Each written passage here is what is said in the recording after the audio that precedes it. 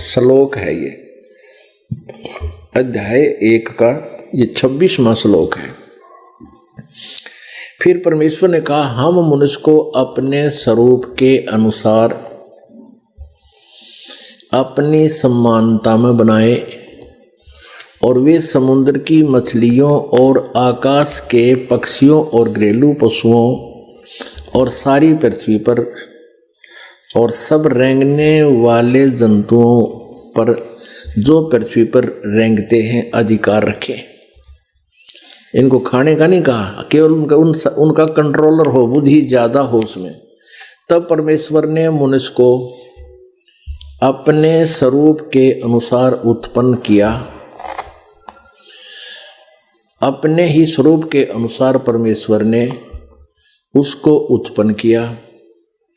नर और नारी करके उसने मनुष्यों की सृष्टि की और परमेश्वर ने उनको आशीष दी और कहा और उनसे कहा कि फूलो फलो मनुष्यों को पृथ्वी में भर जाओ और उसको अपने वश में कर लो और समुद्र की मछलियों और आकाश के पक्षियों और पृथ्वी पर रेंगने वाले सब जंतुओं पर अधिकार रखो। यानी उनका तुम उनसे बुद्धिमान बने रहो, उनका कंट्रोल रखो। जैसे हाथी, शेर, रीछ, भालू सर्कस में बांध कर उनको नचाने लगे मनुष्य, खाने को नहीं कहा।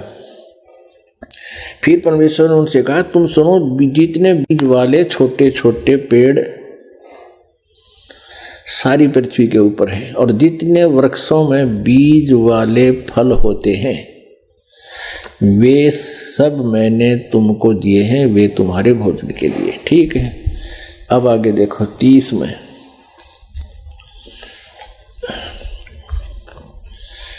और जितने पृथ्वी के पशु और आकाश के पक्षी और पृथ्वी पर रेंगने वाले जंतु हैं, उनमें जिनमें जीवन के प्राण हैं, उन सब के खाने के लिए मैंने सब हरे हरे पेड़ दिए हैं। और वैसा ही हो गया। तब परमेश्वर ने जो कुछ बनाया था सबको देखा तो क्या देखा कि वह बहुत ही अच्छा है। तथा सांझ हुई, फिर भोर हुई, इस प्रकार यो 6वां दिन हो गया।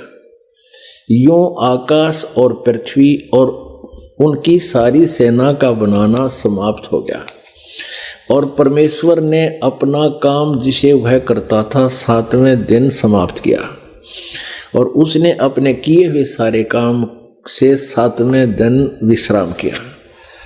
और परमेश्वर ने 7वें दिन को आशीष दी और वो पवित्र